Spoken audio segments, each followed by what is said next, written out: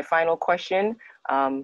I would love to touch on defunding the police and police brutality that's going on right now. I know that I'm hearing that there are officers quitting the force when they heard about this defunding. I'm hearing that the opposition side of this is saying that, oh, well, this is why crime will be high. That will be the response if police isn't there. I listened to a segment earlier today. They were really dealing with the mayor of Albany and pretty much displaying to him why it is that we need to reallocate those funds, that 95% of the police officers that literally work in that community doesn't live there, and that fund is continuously being reallocated to the suburbs and not in the communities that need it. And I would love to know what you guys feel about it. So let's start with Omar on that. So as an educator for going on year 10 or 9, I forget, but I've been defunded since I started education. So to hear like officers, and I've gotten into debates with officers. They feel that they can't function with limited sources. And my rebuttal as an educator, I've been working with limited sources for 9 years. Like, you get used to it after a while. But also, I think it made me think about, they're so reliant on these items that are around their waist, they forget the most important thing, which is interpersonal communication, getting to know your community. And I think if they want that reciprocity when it comes to respect and all that good stuff, it starts with the authority. You guys, we look to you for, protect, to serve and protect, right? So I think it starts with that, learning how to communicate first. I think, they focus on all the wrong things within the academy. I think communication is important. I found out this to be true, that you don't need, there's not really much of a academic requirement per se. There's a point where you can overqualify to be an officer. These things I wasn't privy to. And it's just disheartening as a citizen to hear these things. I just wish I don't know. I just want to be in a room where these decisions are happening. I just want to know what type of police unions we have in place to allow these officers to go about their day and still have a job and security. So the union should be the ones in red, which Minister Farrakhan was on to something there. Great response. Michael, that's you next. I work around television, so sometimes when it's on, people put it on what they want. And Fox is riding this till the wheel comes off, that police are being defunded. That conversation needs to slow down and unpack. Defunded from what?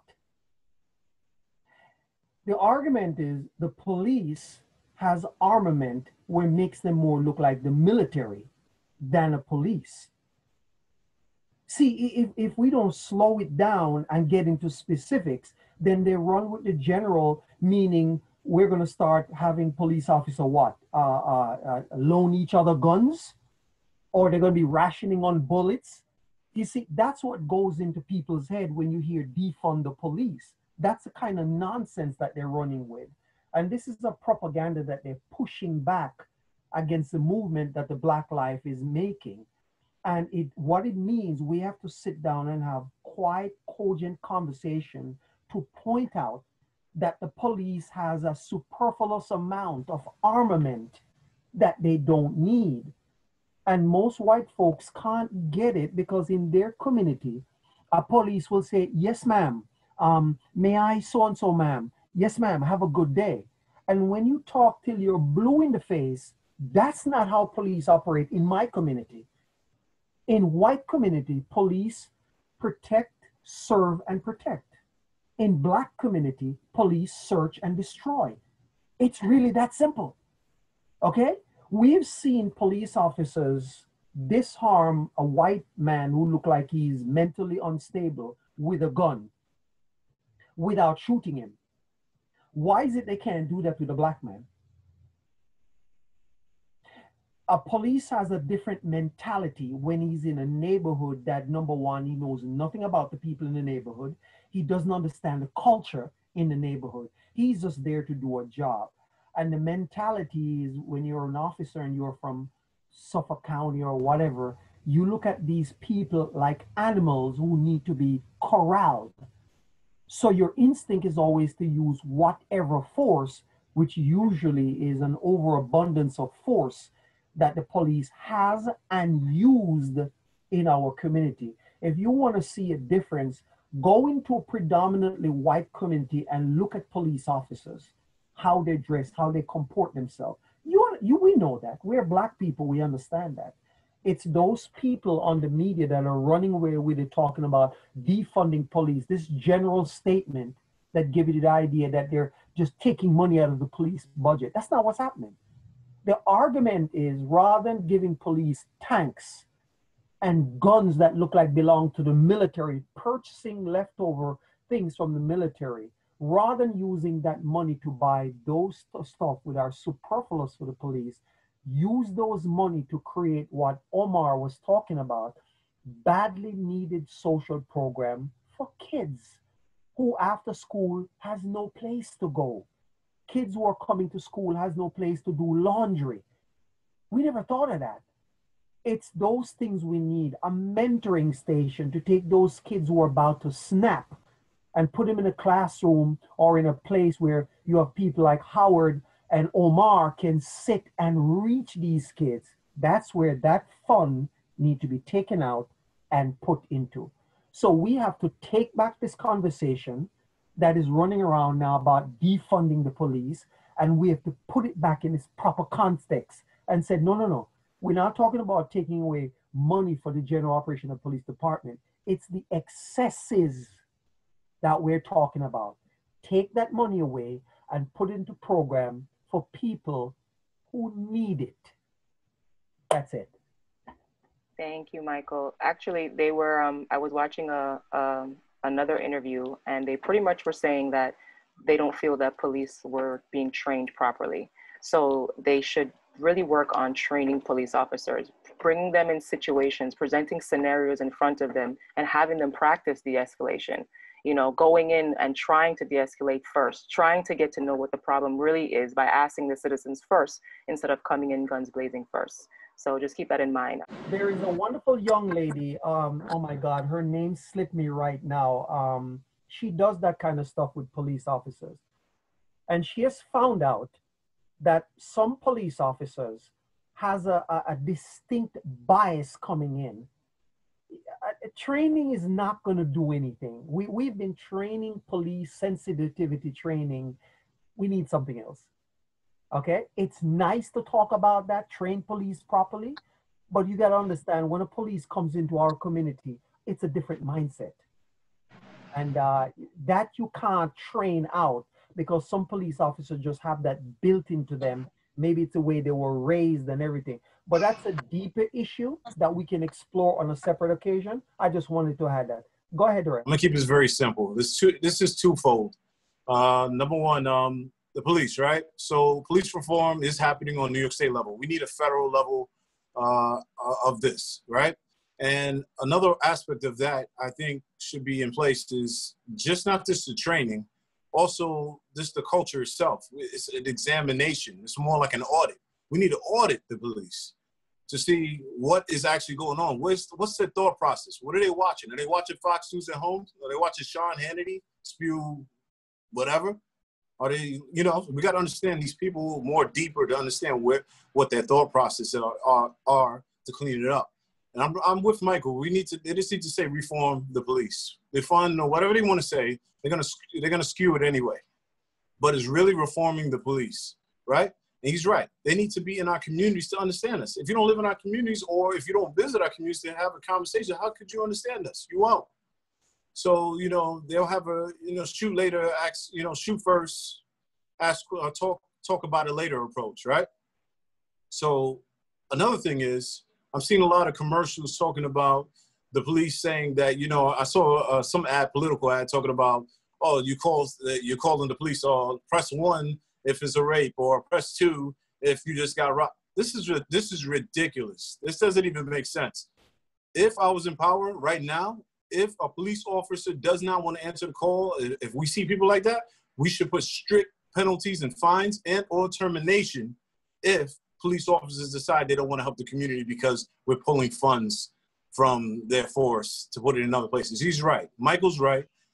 They don't need beefed up artillery. There's no zombie apocalypse that's going to happen tomorrow. You know, you don't need that type of equipment. You don't need these Batman-like vehicles and stuff like that. We don't need that. So yes, we need to pull some money away from them and put it into social programs. For instance, a lot of the people in the community are in broken homes. Omar can contest to this. They're in broken homes. Some of these people are in pain. They need psychological evaluation. They need to, be, talked to, have those conversations with leaders. So that's why I said it's twofold. We have to reform the police, and we also have to rebuild our communities with all the psychological damage and all the other stuff that's going on. Hence the reason why the behaviors may be happening. They talk about crime or whatever. What do you think it's coming from? Look at the situation you put us in, right? A lot of us, like I said, if you want to go back to the 60s, I was just watching a lot of biographies in the 60s and stuff like that. I don't know. I've been on my 60s rampage for the last 2 weeks with all this time on my hands, right? But if you look at some of the stuff in the 60s, I'm like, damn, all this stuff is repeating. If we don't fix the problems of the past, they're going to keep repeating, right? They're going to keep repeating. So this is the reason why we have to this is the opportunity where we can make change. Thanks God for the Black Lives Movement. I'm glad this is happening right now. I'm glad people are speaking it and they're talking it and they're accepting it. Now we got to work. We got to work on two fronts. Like I said, with this police reform, we got to keep building on this, which I think is going to take a little time on a national level, right? And like I said, we have to audit the police department with the systemic issues that's in there. We got to clean that up. There's a lot of racism there. If you think about the KKK back in the 60s and 50s, who were they? They were police officers and they were judges and they were politicians. Like, come on. It still exists now. It's like generational for these guys. We got to clean that up. And we got to put people like us in the police force. We got to have more Black people in the police. People that may understand the community that they came from, So, and with our community, we have a lot to work to do amongst ourselves. Like I said, we're starting here. We're having these conversations. We should have more, like in buildings when they talk, have building meetings, management meetings or whatever, or community meetings. And, I'm on the board, so I talk to a lot of the issues, And I'm one of the very few Black people on there, because overwhelmingly on the board is Italian and Albanian, and there's maybe a few Africans. I'm the youngest African-American, Black person on there. So, my voice is really heard a lot, which I appreciate, and this time I'm taking advantage of it, so to get our message across.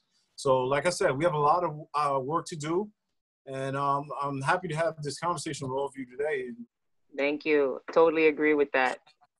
I was thinking about also psychological evaluations for police officers, before they even get hired for a job. They should, go through what their biases are and really take a look at those things before they get hired for the job. Shoshana, also, police, you're right. I've actually talked to a lot of people that come to the bank, like Secret Servicemen. Like if you were to be a Secret Service or FBI, they screen everything down to your blood. These people should be screened before they get into the police force, starting today. You're right. There should be programs where we have to understand how these people think, how their background is. We need to know who they are before we put them in the force, because it all starts right here. If this is messed up, you cannot be in the police. Thank you. So Langley, that goes to you next. Yeah, well, my take is all on board with all the brothers here. A couple of things, maybe a little radical, but, keeping it in line with that thought. Police officers should either live in the neighborhood or be forced to, during their rookie years, to do community policing. So I'm down here close to Tampa, and I know they just passed a law where 911 calls now are separated. If it's a mental issue, then they're going to send someone that is a police officer that probably deals with more social work type of thing. If it's a drug issue, then they'll send a counselor or officer in kind. And it looks like they're being proactive in taking those steps to reform as opposed to defund. So they're just moving money around to the right areas to approach it a little bit different. But in terms of offices, they should have a more visceral connection to the people that they serve. I mean, we got plenty of gentrified neighborhoods, so maybe they should be required to live there, you know, and see what it's like. Because I also thought that should have been a thing for teachers when I taught. Like, so many teachers came from the burbs and they couldn't relate to our kids. And I said, you know what? It should be a requirement that they spend a week or so in the home of one of their students to get a real sense of what these kids are going through, just to get to school, you know, much less everything else that they had to deal with. So it is happening. I thought those were two good steps that Tampa Police has taken in, you know, widening the range for the 911 call to send the right personnel on the scene to address the issue at hand, as opposed to just the overstocked military SWAT-like unit, you know, for a guy that's sitting on the park bench and not, you know, and is just basically homeless. So things are being done, and again, a federal voice would really, really help. But the most important level is the community level, and there's hope. Thank you, Langley. Is there anything else that you guys would like to add before we go?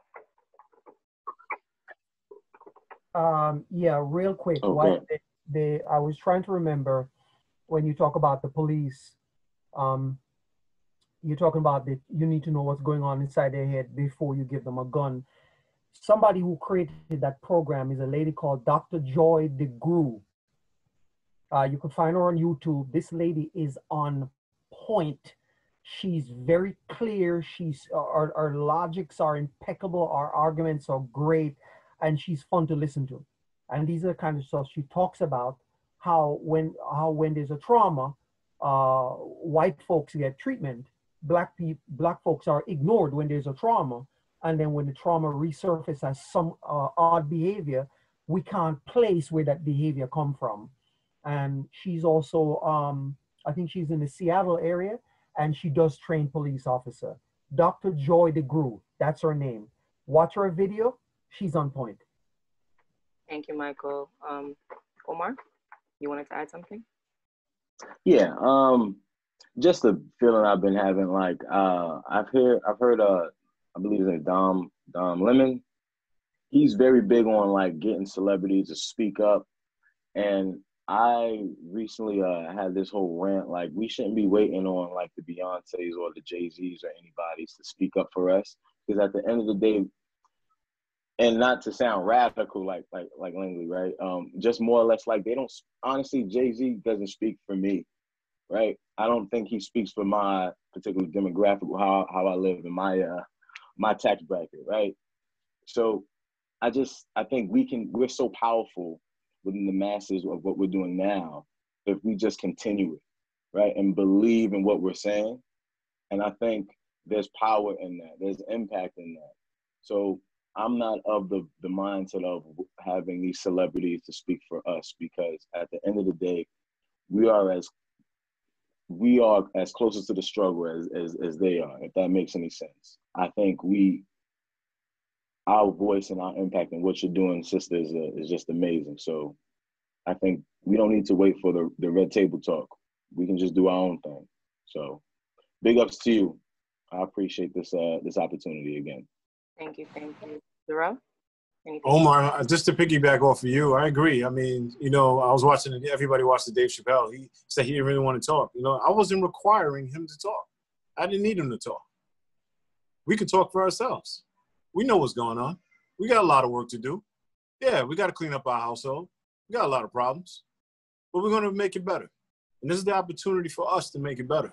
And I know we will. And this is the moment of time. We should take advantage of it and continue to push this plight and this whole situation forward, just to get where we need to go in life and make things better for our community. Only we can do that by doing what we're doing right here, by having these conversations. So, Shauna, for that, I want to thank you.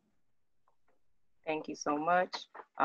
So I'm just going to close out this video and say thank you all for coming on today. Your perspectives, your point of views are extremely appreciated. I respect and appreciate and love all of you guys.